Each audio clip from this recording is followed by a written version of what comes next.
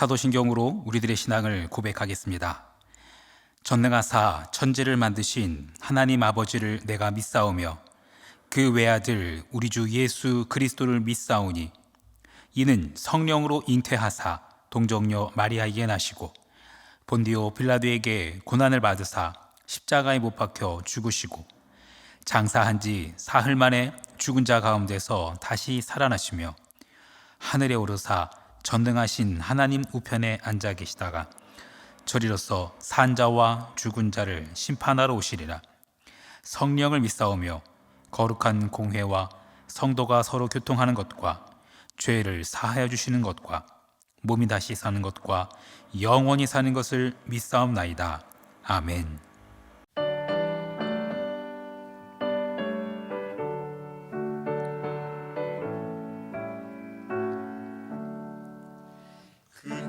크신 하나님의 사랑 말로 다 영영 못하는 저 높고 높은 별을 넘어 이 낮고 낮은 땅 위에 죄범한 영원 거하려 그 아들 왕업제물 삼으시고 죄 용서하셨네.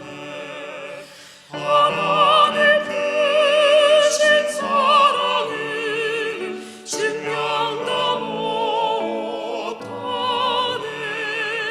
영원히 변치 않을 사랑 성도여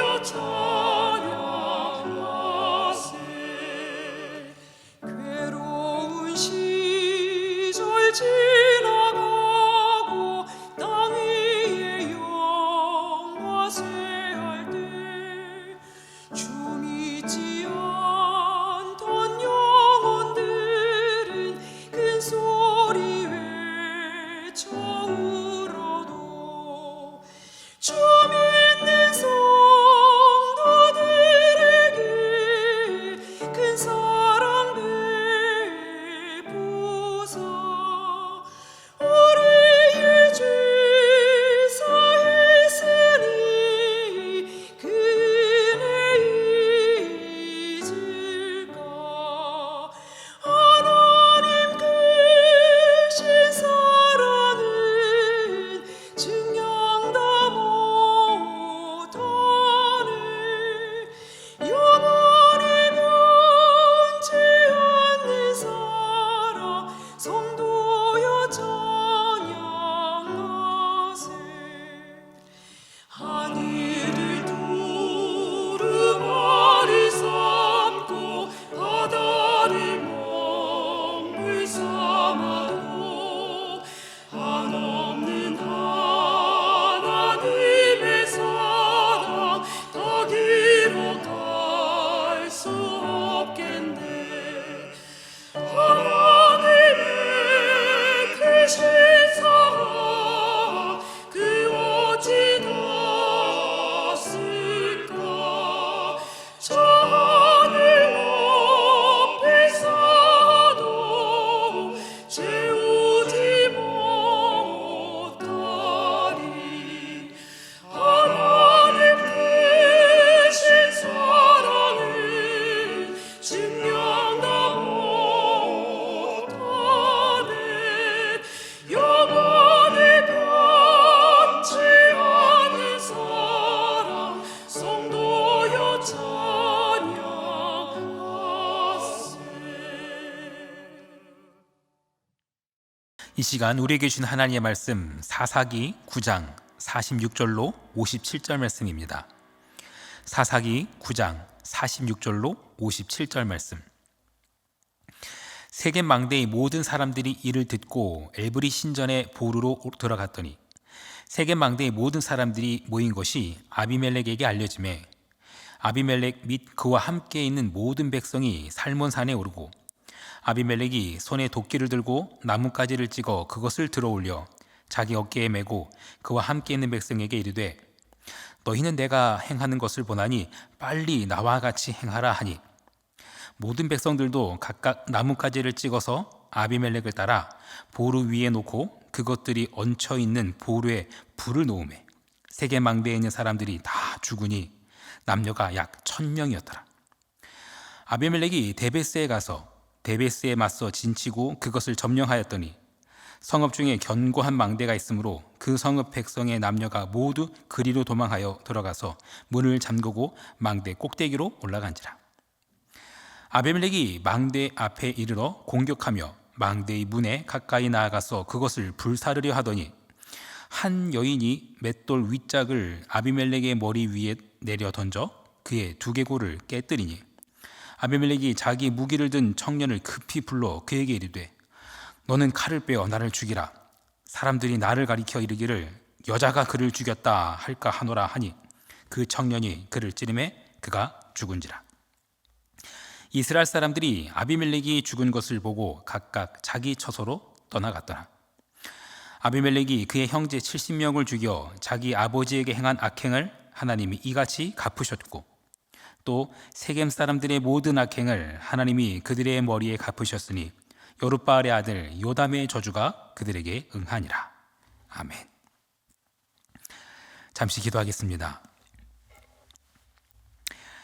십자가 내가 처음 볼 때 나의 마음의 큰 고통 사라져 오늘 믿고서 내 눈 밝았네.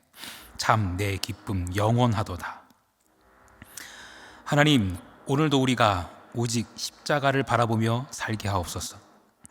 세상에서 감당할 수 없는 괴로움과 고통이 있더라도 십자가를 바라보게 하여 주옵소서. 십자가를 붙들 때 우리의 영적인 눈이 밝아질 것이며 세상이 줄 수 없는 참 기쁨이 영원할 것을 믿습니다. 십자가로 승리하는 오늘이 되게 하여 주옵소서. 살아계신 예수 그리스도의 이름으로 기도합니다. 아멘.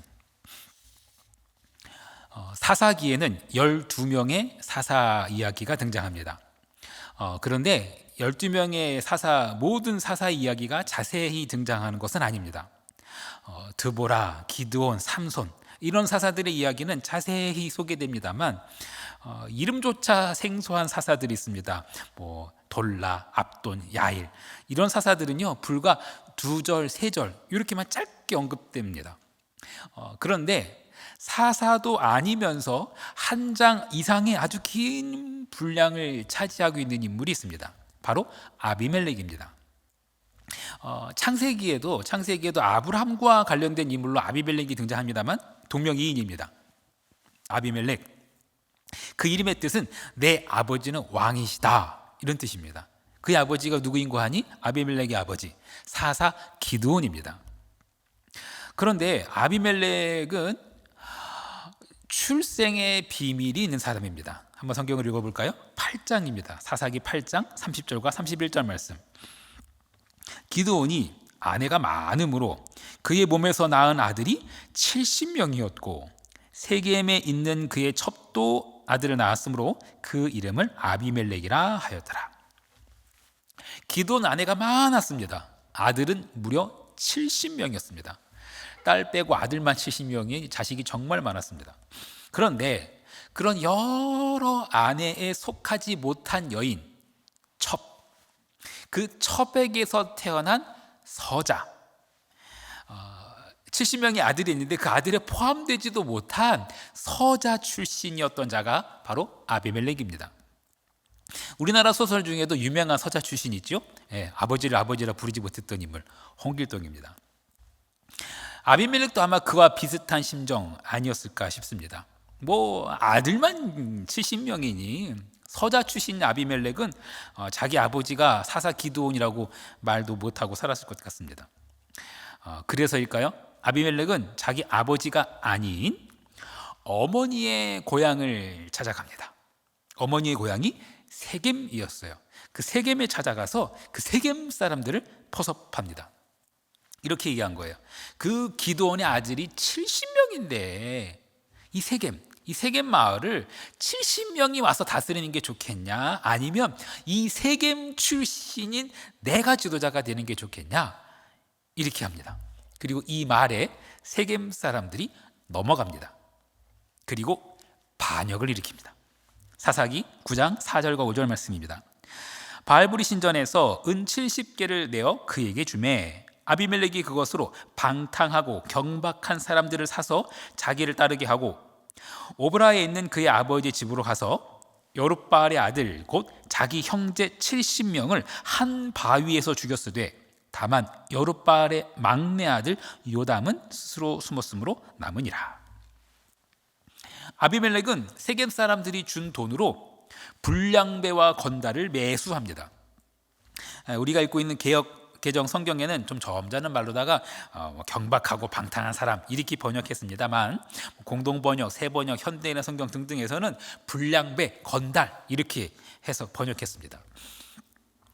아비멜렉은 그런 자들을 매수해서 기드온의 아들 70명을 한 곳에서 모조리 죽입니다. 끔찍한 일이죠. 하나님께서 전혀 기뻐하실 일이 아닙니다. 그런데 아비멜렉이 뒷돈을 제공했던 그 세겜 사람들은 그렇게 아비멜렉이 기드온의 아들 70명을 한 자리에서 모조리 죽이고 돌아오자 아비멜렉을 왕으로 삼습니다. 사사기 9장 6절 말씀. 세겜 모든 사람과 밀로 모든 족속이 모여서 세겜에 있는 상수리 나무 기둥 곁에서 아비멜렉을 왕으로 삼으니라. 공식적으로는 이스라엘의 최초의 왕이 사울 맞습니다. 그런데 그 전에 비공식적으로 그냥 자기 스스로 왕이 된 자가 있었으니 그가 바로 아비멜렉입니다. 이런 식으로 왕이 된 아비멜렉, 그의 앞길은 어떨까요? 아비멜렉은 기드온의 모든 아들을 죽였다고 생각했지만 그 중에 한 아들, 막내 아들 요담이란 자가 간신히 도망을 쳤습니다. 그 살아남은 기드온의 아들 요담은 아비멜렉과 세겜 사람들 향해서 저주를 쏟아놓습니다. 사사기 9장 19절과 20절 말씀. 만일 너희가 오늘 여룻바알과 그의 집을 대접한 것이 진실하고 의로운 일이면 너희가 아비멜렉으로 말미암아 기뻐할 것이요 아비멜렉도 너희로 말미암아 기뻐하려니와 그렇지 아니하면 아비멜렉에게서 불이 나와서 세겜 사람들과 밀로의 집을 살을 것이요 세겜 사람들과 밀로의 집에서도 불이 나와 아비멜렉을 살을 것이니라 하고. 여룻바알은 기드온의 별명입니다. 그러니까 쉽게 말해서 이런 거예요. 세겜 사람들아, 너희들이 한 짓이 정말 떳떳한 일이라면, 니네들이 한 짓이 그 기드온과 그의 집에게 한 이 일이 떳떳한 일이라면 기뻐할 일이다. 하지만 그렇지 않다면 아비멜렉, 세겜 사람들 서로 죽이게 될 거다라는 저주입니다. 요담은 이렇게 저주하고 도망가서 몰래 숨어서 삽니다. 그리고 다시는 성경에서 등장하지 않습니다. 그리고 그의 저주는 오래 가지 않아서 현실이 됩니다. 돈으로 산 관계, 돈과 함께 떠나게 되지요. 거기에 무슨 의리나 명예 같은 게 있겠습니까? 불과 3년 만에 세겜 사람들은 아비멜렉을 배반합니다. 사사기 9장 22절로 24절 말씀. 아비멜렉이 이스라엘을 다스린 지 3년에 하나님이 아비멜렉과 세겜 사람들 사이에 악한 영을 보내심에 세겜 사람들이 아비멜렉을 배반하였으니 이는 여룻바알의 아들 70명에게 저지른 포악한 일을 갚되 그들을 죽여 피 흘린 죄를 그들의 형제 아비멜렉과 아비멜렉의 손을 도와 그의 형제들을 죽이게 한 세겜 사람들에게로 돌아가게 하심이라. 세겜 사람들이 불과 3년 만에 배반합니다. 그런데 아비멜렉 결코 만만한 인물이 아니었습니다. 불량배와 건달을 매수했던 그 아비멜렉, 세겜 사람들의 배반을 아주 처참하게 응징합니다. 그리고 아예 그 땅에 소금을 뿌려버립니다. 9장 40절과 45절 두 절 말씀을 읽겠습니다. 아비멜렉이 그를 추격하니 그 앞에서 도망하였고 부상하여 엎드린 자가 많아서 성문 입구까지 이르렀더라. 45절. 아비멜렉이 그날 종일토록 그 성을 쳐서 마침내는 점령하고 거기에 있는 백성들을 죽이며 그 성을 헐고 소금을 뿌리니라. 아비멜렉에게 쫓긴 세겜 사람들, 헤아릴 수 없을 만큼 많았습니다. 그런데 그들이 또 세겜 망대라는 곳으로 피합니다. 그렇게 피했는데 이 무자비한 아비멜렉, 자기를 배반하고 도망간 사람들을 끝까지 쫓아가서 남녀를 막론하고 학살을 자행합니다. 망대의 보루, 그러니까 밀실 같은 곳에 불을 질러서 망대를 모두 태워버립니다. 여기에서 죽은 사람만 또 1000명이나 됩니다. 9장 49절 말씀. 모든 백성들도 각각 나뭇가지를 찍어서 아비멜렉을 따라 보루 위에 놓고 그것들이 얹혀 있는 보루에 불을 놓으매 세겜 망대에 있는 사람들이 다 죽었으니 남녀가 약 1000명이었더라. 아비멜렉의 학살은 여기서 끝나지 않습니다. 세겜으로부터 북쪽으로 약 20km 정도 떨어진 곳에 데베스라는 곳이 있는데 아비멜렉이 거기까지도 쫓아갑니다. 참 지독한 사람이죠. 아비멜렉이 데베스에 진을 치고 그곳까지 점령하려고 합니다. 그곳에도 도망한 사람들이 있었을 텐데 그들도 망대로 피합니다. 견고한 망대였었는데요. 세겜 망대에 불을 놓았던 것처럼 이 데베스라는 곳에서도 아비멜렉이 또 불을 놓으려고 합니다. 그런데 바로 이때 아비멜렉이 또 그곳에서 망대에 불을 놔가지고 다 태워 죽이려고 했던 그 순간 날벼락이 떨어집니다. 사사기 9장 53절과 54절 말씀. 한 여인이 맷돌 윗짝을 아비멜렉의 머리 위에 내려 던져 그의 두개골을 깨뜨리니 아비멜렉이 자기의 무기를 든 청년을 급히 불러 그에게 이르되 너는 칼을 빼어 나를 죽이라. 사람들이 나를 가리켜 이르기를 여자가 나를 죽였다 할까 하노라 하니 그 청년이 그를 찌르매 그가 죽은지라. 이름도 모를 한 여인이 던진 맷돌 윗짝에 맞아서 머리가 깨진 아비멜렉. 여자의 손에 죽었다는 말 들을까봐 자기 부하에게 자기를 찔러 죽이라고 말합니다. 이게 아비멜렉의 마지막 모습입니다. 세겜 땅은 다 불타버린 다음에 소금이 뿌려졌고 아비멜렉이라는 인물은 참으로 비참한 죽음을 맞이하고 있습니다. 사사 기드온, 그 기드온의 아들 70명 죽였다고 그 70명 죽이고 돌아온 아비멜렉을 왕으로 세웠던 세겜 사람들, 하지만 3년 만에 배반하자 그 세겜 사람들을 또한 무차별하게 학살했던 아비멜렉, 하나님께서는 그들의 죄악을 갚아주십니다. 아비멜렉 이야기의 맨 끝절을 살펴볼까요? 아비멜렉 이야기의 결론입니다. 56절, 57절 말씀. 아비멜렉이 그의 형제 70명을 죽여 자기 아버지에게 행한 악행을 하나님이 이같이 갚으셨고 또 세겜 사람들의 모든 악행을 하나님이 그들의 머리에 갚으셨으니 여룻바알의 아들 요담의 저주가 그들에게 응하니라. 갚으셨고 갚으셨으니, 이게 아비멜렉 이야기의 결론입니다. 돈으로 건달과 불량배를 동원해서 권력을 얻고 그렇게 된 자들이 승승장구하는 것 같지만 하나님께서 갚으십니다.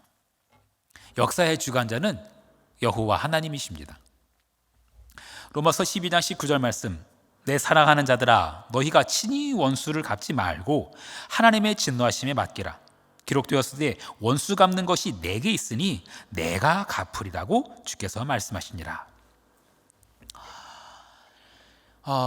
때론 이 세상이 아수라장 같아 보이기도 합니다. 하지만 아무리 그렇게 보인다 할지라도 그들과 같은 방식으로, 세상의 방식으로 싸워서는 안 됩니다.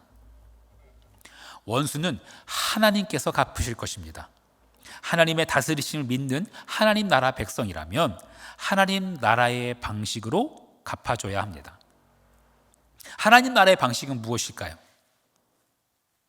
친히 원수 갚지 말고 하나님의 진노하심에 맡기라, 이렇게 말하는 로마서 말씀 계속해서 읽어볼까요? 12장 20절과 21절 말씀.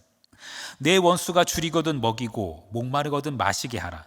그리함으로 내가 숯불을 그 머리에 쌓아 놓으리라. 악에게 지지 말고 선으로 악을 이기라.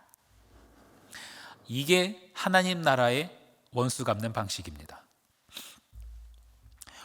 혼쭐 내는 것은 하나님께서 하십니다. 그건 내가 할 일이 아닙니다. 그런데 아무리 생각해봐도 나는 도저히 그렇게 할 수가 없습니다. 원수가 줄이거든 먹이고 목마르거든 마시게 하라고요? 나는 그렇게 할 수가 없습니다. 맞습니다.